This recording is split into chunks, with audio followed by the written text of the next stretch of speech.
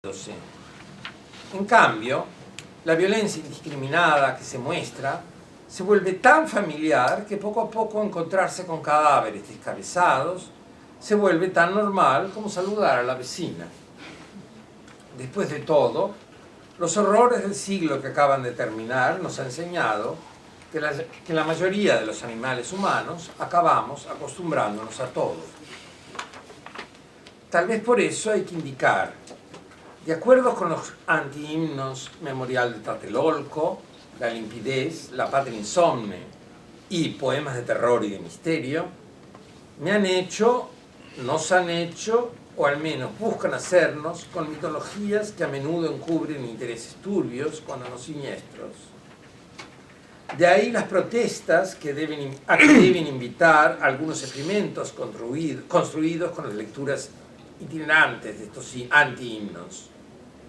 Por ejemplo, no quiero entregar mi vida a la devoradora de excrementos, no quiero más plazas de sacrificios, no quiero ser lo que me han hecho, no quiero convertirme en zombie. Sin embargo, ¿de qué modo esas protestas contribuyen a hacer experimentos de vida, experimentos de experiencias? Por lo pronto, apelando a cierto uso del arte de interrumpirse, un lector o lectora, al atender lo que se muestra en las palabras de estos antihimnos de la violencia, tal vez cultive la necesidad de indagar lo que no solo no se muestra en lo que se muestra, sino que en muchos medios masivos de comunicación y en general en nuestras sociedades se lo oculta, se lo reprime.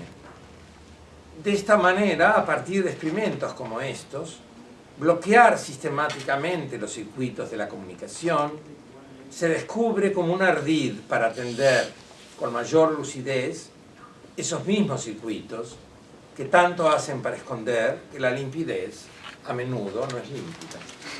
Gracias.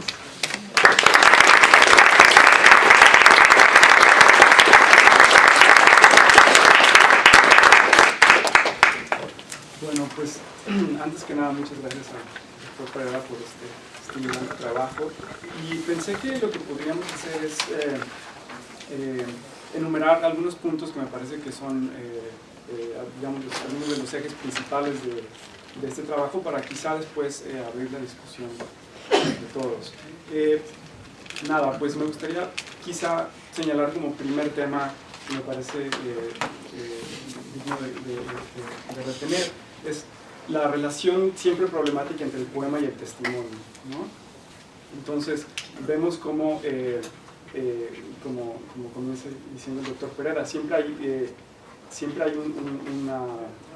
digamos, una cierta violencia también puesta en juego a la hora de transformar un poema en algo que cumple una función testimonial, porque el poema, o lo literario, o lo poético, si se quiere ver así, tradicionalmente ha sido entendido como justamente lo que socava, digamos, la autoridad de la enunciación o incluso la autoridad del propio autor. Entonces, desde esa perspectiva, me parece que en el contexto de la violencia, el poema, digamos, se ve emplazado a adquirir esta función testimonial por dos condiciones, ¿no?, que me parece que se mencionan en el texto. La primera es, digamos, la incapacidad del archivo como una institución, digamos, del poder, de dar cuenta de sus propias interrupciones o discontinuidades. Es decir, de todas aquellas instancias que de alguna manera socavan la autoridad o que tendrían, digamos, a poner en cuestión la normalidad, digamos, del poder. Entonces, digamos, una dimensión, una razón general, ¿no?, de por qué el poema puede ser usado como testimonio. La segunda me parece que es más concreta y que tiene que ver con el contexto de la violencia en México en este periodo, y que es una violencia que, digamos, tiende, en tanto violencia política, a ocultar su propio funcionamiento, ¿no?, su propia expresión. Si bien también, como me recordaba alguien hoy, la violencia de 68 fue también una violencia que fue notablemente visible, digamos, ¿no?, y que incluso en este poema de Octavio Paz si no entiendo mal, que fue escrito en la India, ¿no? Mediante, digamos, las imágenes que ya en la televisión él pudo ver sobre la masacre de Tlatelolco. Creo que tanto Castellanos como Paz denuncian el hecho de que justamente el Estado mexicano en este contexto tiende, digamos, a generar una oscuridad o una confusión que impide distinguir, por ejemplo, con claridad entre víctimas y verdugos, etc. Entonces creo que esas son como algunas de las razones sobre la pertinencia, digamos, del testimonio. Lo segundo que quisiera decir es que justamente de esta relación problemática entre testimonio y poema se deriva quizá esta función que el doctor Pereda llama metatestimonial, y que me pregunto si puede ser entendida como, digamos, la situación bajo la cual un testimonio necesariamente se ve, digamos, destronado de su autoridad incuestionable, ¿no?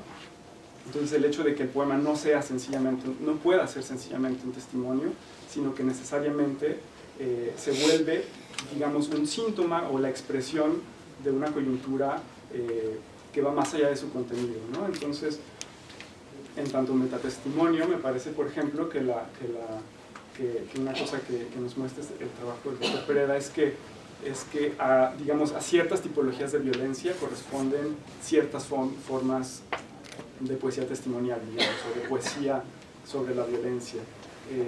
Se mencionan dos muy en concreto, ¿no? Una tipología de una violencia que se oculta, como, digamos, como producto, digamos, de ser una violencia estatal, y por otro lado una violencia polivalente y difusa que no busca ocultarse, que es manifiesta y que, pienso en el contexto de México actual, incluso se espectaculariza, ¿no? Una violencia que pierde cualquier función, digamos, programática o pragmática, y se vuelve sencillamente un mensaje, ¿no? Un mero espectáculo. Y bueno, finalmente pensé que podríamos quizá también hablar sobre hasta qué punto este contexto de la violencia actual en México impide ya pensar la poesía en relación a la violencia como un testimonio. Es decir, hasta qué punto el problema ya no se puede plantear en términos de una posición entre el discurso de uno, ¿no? Digamos, el discurso inauténtico del archivo, del poder, de los medios de comunicación, frente al discurso auténtico de la poesía, y necesita plantearse ya mediante otras categorías que quizá no sean ya las del testimonio, ¿no? Entonces, muchas gracias. ¿Abrimos a un... Sí. Por favor. Sí, bueno, primero que todo, muchas gracias.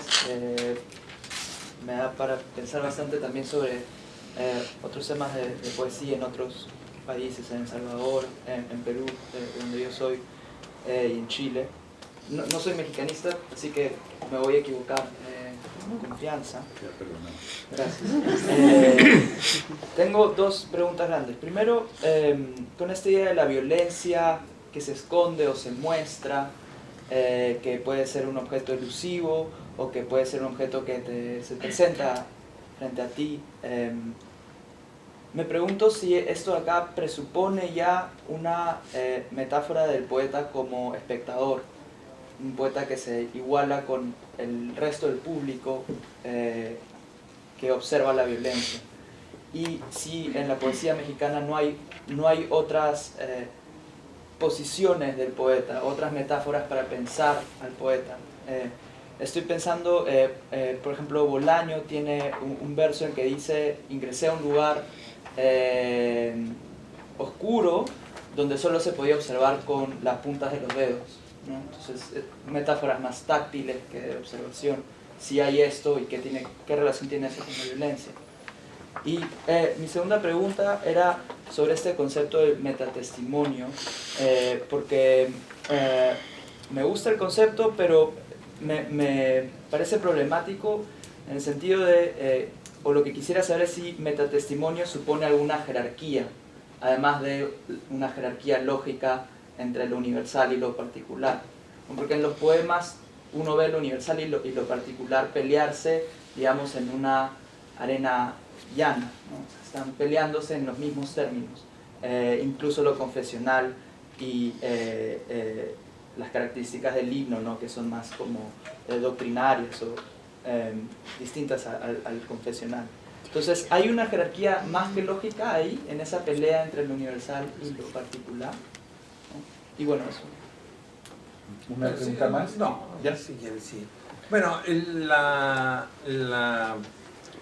lo primero es muy fácil de responder. La segunda pregunta es muy fácil de responder. No hay ninguna jerarquía. Y por supuesto hay memorias o testimonios que son infinitamente más interesantes que muchos de los poemas que se han escrito alrededor de aquello que se hace la memoria. No hay ninguna jerarquía. El segundo, me parece que yo no estaría de acuerdo contigo en que estos poemas son escritos todos desde el punto de vista del espectador. El único que pareciera escrito desde el punto de vista del espectador es el de Paz, porque el de Castellanos claramente no.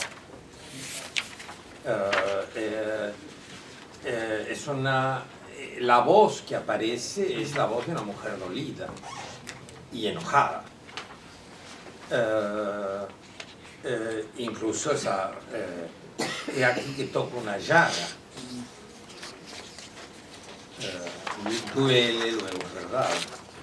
Es decir, la sustitución incluso del cogito cartesiano por... entonces, en eso es muy claro. Y los versos de Bullosa y de Fabre tampoco diría que están escritos desde el punto de vista de un espectador. Entre otras cosas, y no lo digo como crítica, alguien podría decirlo que esto es una crítica de ambos poetas, pero no, porque son versos terriblemente desordenados, donde todas las sensaciones van de un lado para el otro, mientras que en el primer caso parecería corresponder a esa violencia que se esconde y son versos en algún sentido más tradicionales.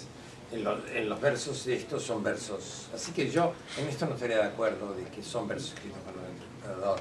Y en cuanto a bueno, habría que discutir si el poema de Paz eso está escrito desde un punto de vista del espectador. Después de todo, el mismo Marx, que no era probablemente un espectador de nada, dice que tener que avergonzarse ya en el comienzo de una revolución. ¿Sí? Creo que al principio hubieras debido decir, Carlos, algo que no has dicho, y es que ibas a leer un poema épico, que es básicamente lo que, además, algunos de nosotros hemos tenido casi la fortuna de haber escuchado y leído al mismo tiempo, ¿no? Y haber percibido los pequeños cambios que has ido introduciendo en el texto, ¿no? Pero cómo en esos cambios en todo momento has ido manteniendo el criterio fundamental de cualquier poema épico, que es la preeminencia del ritmo. O sea, jamás has hecho un cambio que no estuviera determinado por el ritmo. Eso naturalmente hace que el todo sea extraordinariamente perturbador, ¿no? Y que esa perturbación, ese extraordinario momento de máxima turbación se concentre en un poema que me parece que ocupa un lugar central. Eso es porque están programadas para durar 2 horas, solo hay que pulsarlas, apagarlas del todo, exacto, y ya está. Quedan otras 2 horas de luz. Pensaba que era perturbador. Sí, ese es efectivamente, que es ese verso más he aquí que toco, esos 2 versos, más he aquí que toco una llaga, es mi memoria, duele, luego es